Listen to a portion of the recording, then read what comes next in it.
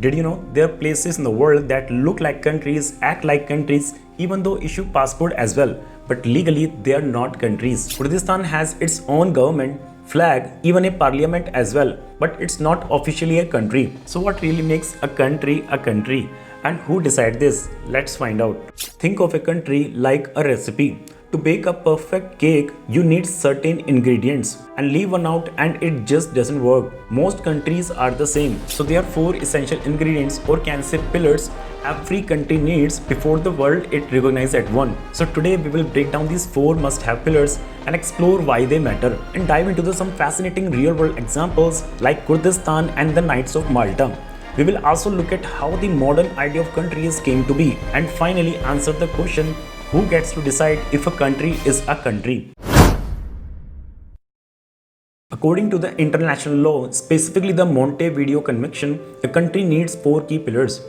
And the first pillar is permanent population. A country needs people who live there, not just tourists passing by. It doesn't matter whether they are 1 lakh or 100 million of them. Even tiny nations like Nauru or Monaco count because they have a stable community that calls it home. And the second pillar is defined territory. As we know, every country needs a physical address with their land, water and airspace it controls. But here is a twist. You don't need perfect boundaries. Even countries like India and China with ongoing disputes still qualify because they control a core functioning territory. And after that, third pillar is functional government. Here you need someone running the show. It means making laws, collecting taxes, providing security, etc. etc. In this, the form of government doesn't matter. It can be democracy, monarchy or something else. What matters is that it works. And the fourth and most important pillar is sovereignty. This is the secret sauce, and sovereignty means a country can make decisions for itself, run its own foreign policy, sign treaties and not take orders from another countries. Without sovereignty, you are not truly independent. But what happens if a country is missing just one of the 4 essential pillars? Let's take 2 fascinating examples. Number 1 is Kurdistan. This is an autonomous region, or we can say federated entity, because it has a permanent population, a defined territory in northern Iraq, and a government that runs schools, collect taxes, and even keep its own military. It sounds like a country, right? But it doesn't have a full sovereignty. It can't make foreign policy completely independent on Baghdad. That's why the world doesn't officially recognize Kurdistan as a separate country.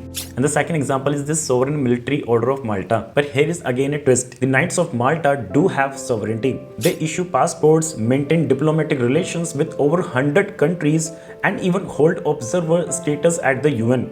But they don't have their own territory. So these 2 examples shows why the 4 essential pillars are must go hand in hand, and having only 3 out of 4 is just baking a cake without a sugar. Now you get something, but it's not the real deal. Now let's look at how the modern idea of the countries came to be. Here is the big picture. Countries were not always like this. Europe was a patchwork of overlapping kingdoms, empires and church-controlled lands. Everything changed in 1648 with the Peace of Westphalia. This series of treaties ended the brutal 30 Years' War and introduced a groundbreaking idea, and that is Westphalian sovereignty. And that was the principle that each state had exclusive control over its territory and no one else could interfere. And this movement marked the birth of the modern countries as we know it, creating a system of equal, independent states that still forms the backbone of global politics. But here is a $1 million question. Who decides if a country is a country? And this is where the United Nations comes in. Joining the UN is like getting the ultimate stamp of approval. But one veto from any of the 5 permanent members can keep you out. That's why some places like Kosovo are recognized by many countries but still are not a UN members. So what makes a country a country? It's just not a piece of land, name on it. It's a mix of people, territory, government and sovereignty. It's working all together. But even then, it takes recognition from other countries to truly take a seat at the global table. So now I want to hear from you. Do you think that recognition by other countries should matter? If a place has all 4 pillars, should it automatically be considered a country? Please drop your thoughts in the comment section and please subscribe to the channel.